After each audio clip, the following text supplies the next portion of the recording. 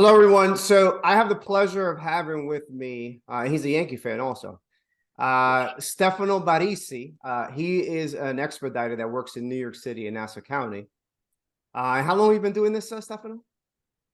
I've been in the field now for about 22 years. Okay. So we're going to go into what an expediter does, and a few more questions. So Stefano, let's get right to it. What's the reason why someone should hire an expediter, and what is an expediter? Okay, we pretty much represent the homeowner with the Department of Buildings. So if homeowner has a building violation or open permits, or they just simply want to do a renovation and need an architect to draw plans and obtain permits with the Department of Buildings, we help represent the homeowner. Okay. So in most cases, when do these things come around? Like, how do people find out if they have open violations or open permits? Like, Uh, in what instances? Right. So sometimes, obviously, they get served with a violation, but sometimes people purchase homes with existing conditions, and now there are more thorough searches as far as title. But before, people would just buy these homes with these conditions and not even know they existed. Okay. So what you're So now, I'm sorry. Yeah. So now, they're trying to sell their home and they're doing the title search, and it's coming back that they have either like a sidewalk violation or another common violation is illegal apartments because everyone wants to kind of rent the basement, so okay. they outfit it for an apartment which is illegal. So I can either help them legalize it, or we're gonna have to restore it back to the legal condition of the prior use, which was a basement. So usually people don't find out about this unless they get tagged, right? By the Right. city or Exactly. municipality, they get found out, or most of the time it's a neighbor that's calling, right? Oh, well, 95% is the neighbor. Yeah, it's the neighbors that are calling. Yeah, Or they go to about to buy a house, right? And all of a sudden this comes up because this wasn't coming up in the past, right? correct. Yeah. So what are some of the common things that you see, like in your everyday? Like, what are some of the common things that you see that people usually have issues with?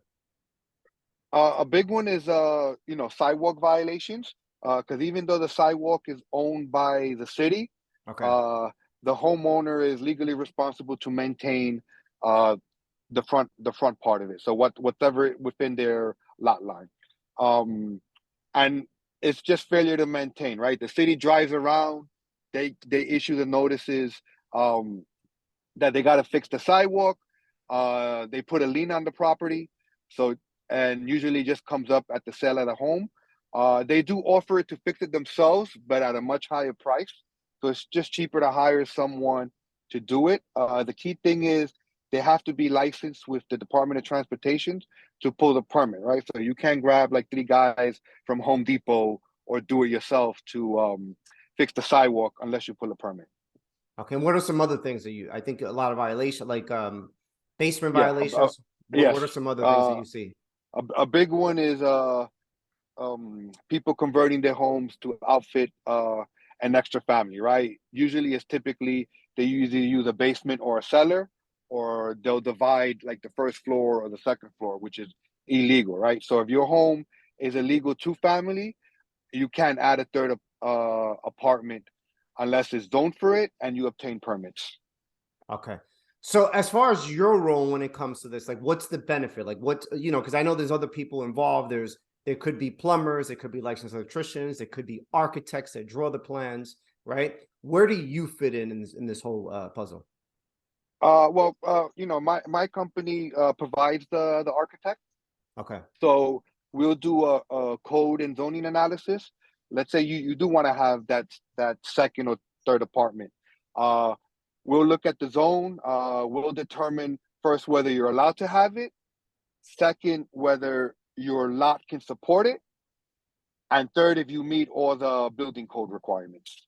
Okay. So, there's safety issues. Obviously, you need means of egress. Uh, you got to have windows, a certain size. You got to have height requirement between the floor and the ceiling. So, a lot of just because you're allowed to have it doesn't mean you can have it.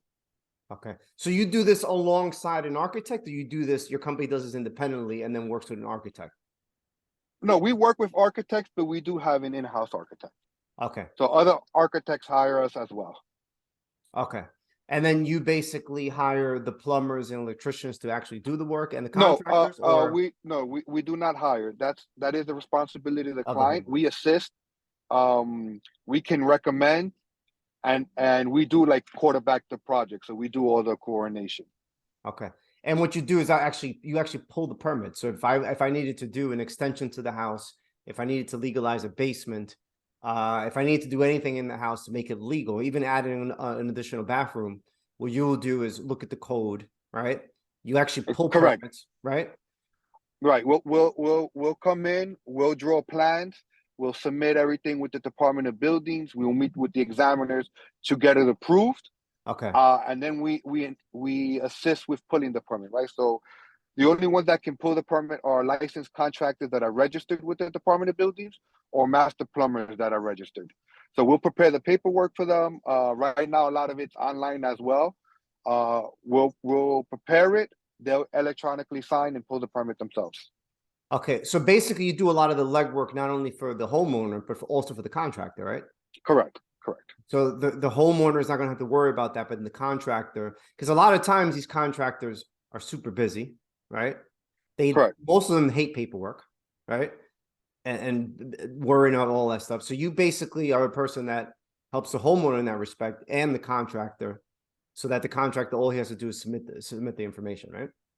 Exactly. At the end of the day, we're kind of like a project manager, Okay.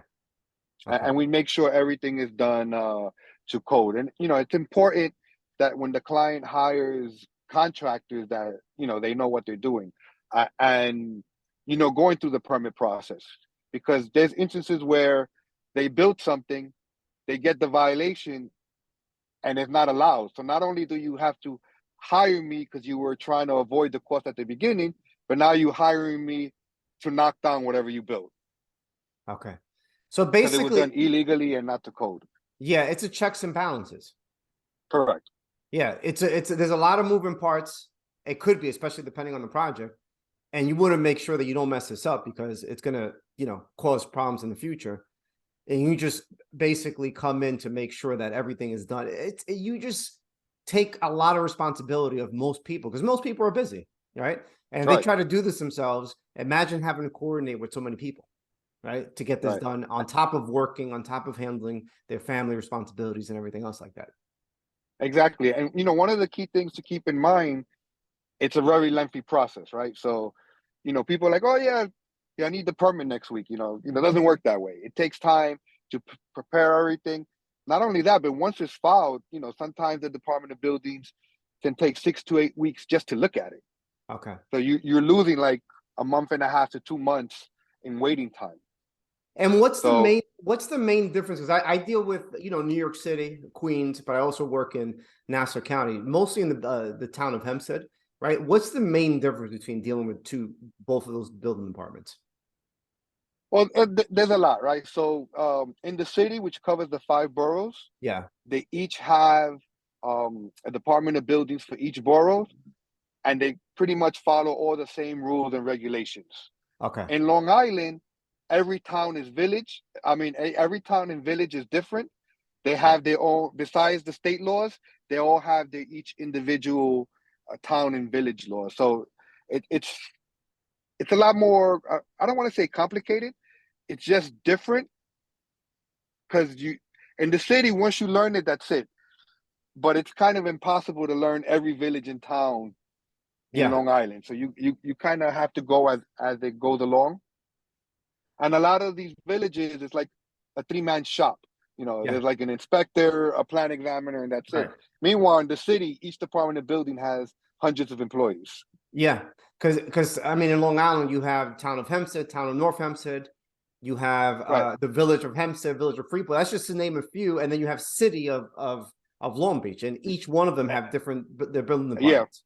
And Hampstead is the largest one Town of on Long Hempstead, Island. yeah, yeah. I'm actually Yeah, very yeah. familiar with the town of Hempstead. So Stefano, thank you so much for your time. I mean, this was a lot of great information. If someone wanted to get a hold of you, ask you some questions, or even possibly hire you, how can they reach out? The best method is my cell phone because I'm always out on the road. Yeah. So my phone You're number literally is on the road right now. So yeah, exactly. yeah, yeah. It's 718-938-9522. Or you can email me, which is my first name, Stefano, Stefano